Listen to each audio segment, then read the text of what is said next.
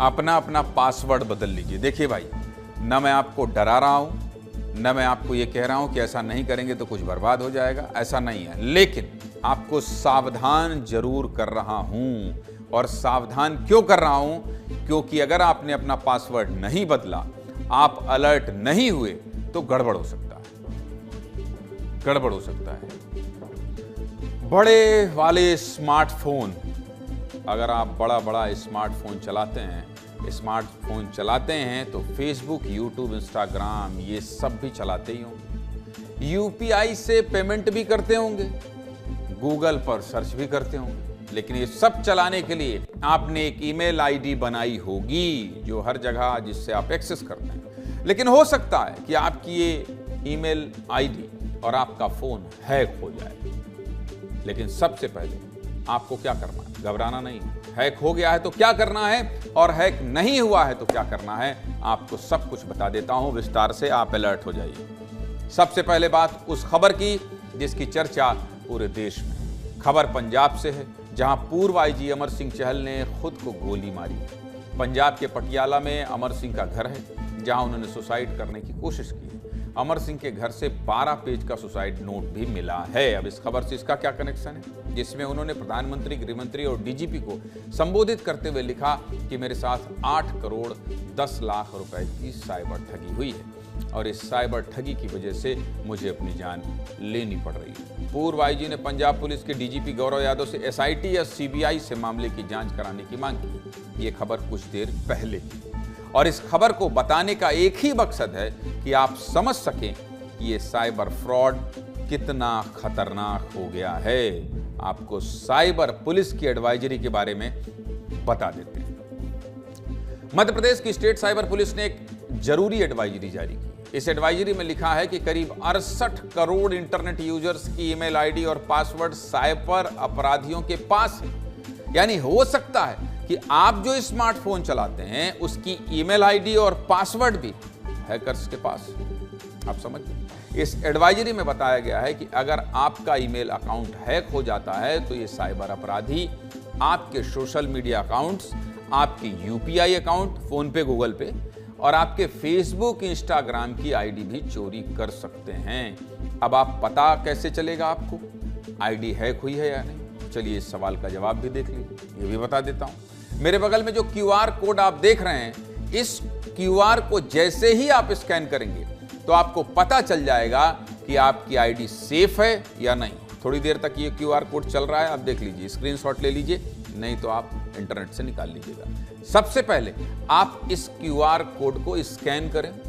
Scan करने के बाद आप एक वेबसाइट पर चले जाएंगे जिसका नाम है haveibeenpawned.com। इस वेबसाइट पर आपको अपनी ईमेल आईडी लिखने की जगह मिलेगी। वहां पर अपनी ईमेल आईडी लिखिए और चेक नाम के नीले बटन पर क्लिक कर दीजिए। अगर आपके क्लिक करने पर ग्रीन बॉक्स बना आता है तो आपकी आईडी और पासवर्ड हैकर्स के पास नहीं, और अगर लाल बॉक्स बना आया तो इसका मतलब आपकी आईडी हैकर्स के पास पहुंच चुकी है। और वेबसाइट पर नीचे जाएंगे तो यह भी पता चल जाएगा कि किसने आपकी आईडी हैक की है। पूरी प्रक्रिया आपने समझ ली, पूरा प्रोसेस अब आप समझ गए होंगे। अब आपको यह बताते हैं कि अगर आपकी ईमेल आईडी साइबर अपराधियों के पास चली जाती है तो खतरा क्या क्या है। देखिए, सबसे पहला खतरा, हैकर्स आपकी सोशल मीडिया आईडी चुरा सकते हैं। दूसरा खतरा, आपकी पर्सनल जानकारी साइबर अपराधियों के पास पहुंच सकती है, जैसे आपका नाम, आपकी जन्मतिथि, आपके साइन करने का तरीका, ये सब हैकर्स तक पहुंच सकता है। तीसरा खतरा क्या है, आपकी यूपीआई आईडी हैकर्स तक पहुंच सकती है। फोन पे, गूगल पे, भीम, इसकी आईडी भी हैकर्स के पास पहुंच सकती है।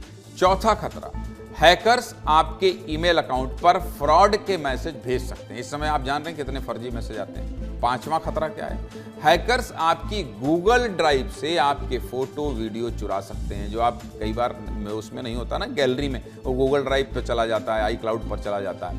छठा खतरा, अगर हैकर्स ने आपके ईमेल का पासवर्ड बदल दिया तो आप खुद ही अपनी आईडी नहीं चला पाएंगे। 7वां खतरा, हैकर्स आपकी फेक आईडी बनाकर आपके दोस्तों से भी फ्रॉड कर सकते हैं। बड़े बड़े IAS IPS मैसेज भेजते हैं पर्सनल में कि कोई मेरे नाम से ये कर रहा है, उस पर भरोसा मत करिएगा, किसी ने मेरा अकाउंट हैक कर लिया। मतलब आपकी सबसे जरूरी डिटेल इन हैकर्स तक पहुंच सकती है। इस खतरे को लेकर भोपाल साइबर टीम के SP प्रणय नागवंशी का क्या कहना है, सुन लीजिए। उस व्यक्ति के लिए खतरा है जो इस तरह की असावधानी रख रहा है। मैं बार बार जो कह रहा हूँ कि हमें सावधानी रखने की ज़रूरत है। विभिन्न स्रोतों से बहुत अलग अलग जगहों से प्राप्त होता रहता है कि किस तरह की साइबर की घटनाएं हो रही हैं, किस तरह डेटा लीक हो रहा है या डेटा थेफ्ट हो रहा है।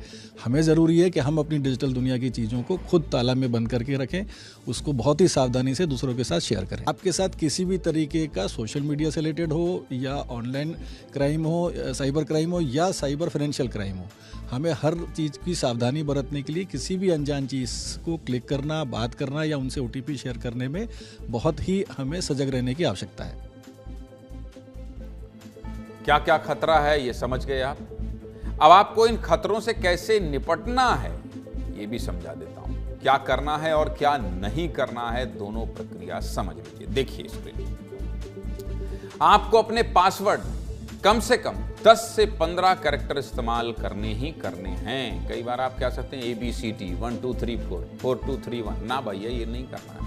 10 से कम कैरेक्टर का पासवर्ड नहीं बनाना है। अगर इस खबर को आप देख रहे हैं तो बिल्कुल सचेत हो जाइए। जब भी पासवर्ड बनाएं तो नंबर का इस्तेमाल भी करें, मतलब शब्द और नंबर दोनों को मिक्स करके पासवर्ड बनाना है। GYANEND तक लिख दीजिए, फिर 4 5 6 8 10 डाल दीजिए। और हाँ, आसान शब्दों वाला पासवर्ड नहीं बनाना है जो समझ पाए। जैसे मैंने बोला ना आपके 1 2 3 4 00 00 00। अपने पासवर्ड में एक अल्फाबेट को कैपिटल रखना है, यानी अगर आप ABCD जैसा कोई भी अल्फाबेट लिख रहे हैं तो उसे कैपिटल में लिखें। लेकिन एक बात का ध्यान रखना है, अपने यूजर नेम को पासवर्ड नहीं बनाना है। अपने पासवर्ड में स्पेशल कैरेक्टर का इस्तेमाल करें। स्पेशल कैरेक्टर मतलब हैशटैग, डॉलर का जो चिन्ह आता है, ऐसे स्पेशल कैरेक्टर को भी पासवर्ड में लिखें। लेकिन अपनी बर्थ डेट नहीं लिखनी है, नहीं तो हैकर्स आपका ID पासवर्ड पता कर सकते हैं। और सबसे जरूरी बात बता दे रहा हूं, समय समय पर अपना पासवर्ड बदलते रहें। एक पासवर्ड को लंबे समय तक नहीं रखना है। दूसरी सबसे जरूरी बात भी सुन लीजिए, अपनी ID का 2 स्टेप वेरिफिकेशन करें। अब इसका मतलब क्या होता है, मतलब अपना नंबर और दूसरी ईमेल ID को अपने पहले वाले अकाउंट के साथ लिंक कर। अगर आपने ये 2 स्टेप वेरिफिकेशन किया है तो हैकर्स के लिए आपकी ईमेल ID तक पहुंचना लगभग असंभव सा है। हमने साइबर एक्सपर्ट से भी बात की है, वो जो बताएंगे वो तो सुन ही लीजिए। वैसे साइबर एक्सपर्ट से ज़्यादा आपको विस्तार न्यूज़ के सीधे मुद्दे की बात में हमने सब कुछ बता दिया है। सुनिए क्या कह रहे हैं। पासवर्ड बनाए, और पासवर्ड बनाने का बहुत अच्छा तरीका है कि आप गाना याद करें, कोई या फ्रेज, पोएम या कोई मुहावरा याद करें तो उसका पहला अल्फ़ाबेट आप उठा लें, क्योंकि वो आप भूलेंगे नहीं। क्योंकि अक्सर लोग बोलते हैं कि पासवर्ड बनाए कैसे, हम भूल जाते हैं। तो पहला फ्रेज उठा लें और पहले फ्रेज का वर्ड है उसको अल्फ़ा न्यूमेरिकल में कन्वर्ट कर लें, और इसके साथ फिर आप अपना पासवर्ड बनाएं।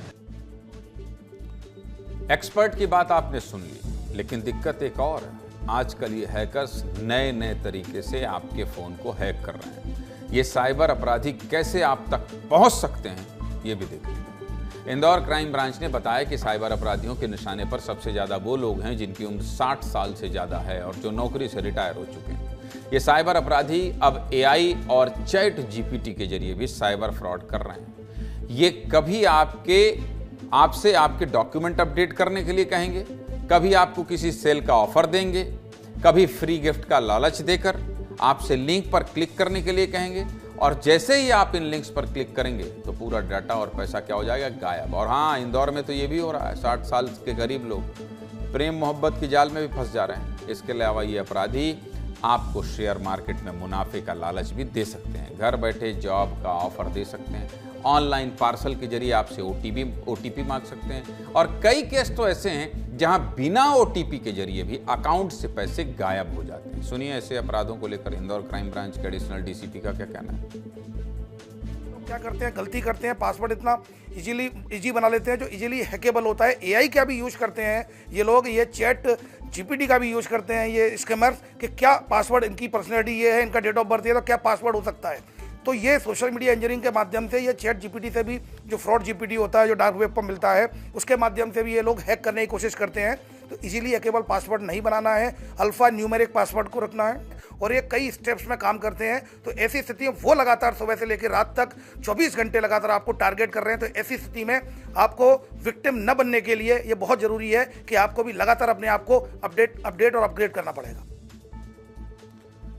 ऐसा नहीं है कि ये साइबर अपराध 1-2 दिन में बढ़ गए हैं। पिछले 2 साल में साइबर फ्रॉड की लगभग 39 लाख शिकायतें आई। कितनी भाई साहब? 39 लाख लोग लुट गए, और इन शिकायत करने वालों में 42% बुजुर्ग हैं। ये तो सिर्फ शिकायतें हैं, कई केस तो ऐसे हैं जहां पीड़ित बताता ही नहीं है कि उसके साथ ठगी हुई है। पापा, आप बुलेटिन हर दिन देखते हैं। हमारे पिताजी श्री रघुनाथ प्रसाद तिवारी जी, आपसे भी अपील है, आप फोन बहुत उठाते हैं, बिल्कुल मत उठाइएगा, और हमेशा मैसेज बहुत टच करते हैं, ये भी मत करिएगा। और इसलिए 27 अक्टूबर 2024 को जब प्रधानमंत्री नरेंद्र मोदी ने मन की बात कार्यक्रम किया था, तब भी उन्होंने इन अपराधों से बचने का सबसे आसान तरीका बताया था। और वो तरीका क्या था? जब भी कोई आपसे OTP मांगे या आपसे पैसे मांगे तो पहले रुको, फिर सोचो और एक्शन। सीधे मुद्दे की बात क्या है? सीधे मुद्दे की बात यही है कि बिना सोचे समझे कुछ नहीं करना है। और अगर ऑनलाइन ठगी से बचना है तो अपनी ईमेल आईडी का पासवर्ड हर महीने बदलते रहें। यही सबसे आसान तरीका है। ईमानदारी से बताइएगा, ईमानदारी से बताइएगा। इस तरह बच्चों की तरह आप कहीं खबर नहीं देख पाएंगे। विस्तार न्यूज़ इसलिए बता रहा है ताकि आप एक एक बात समझ जाएं, गांठ बांध कर रख लें।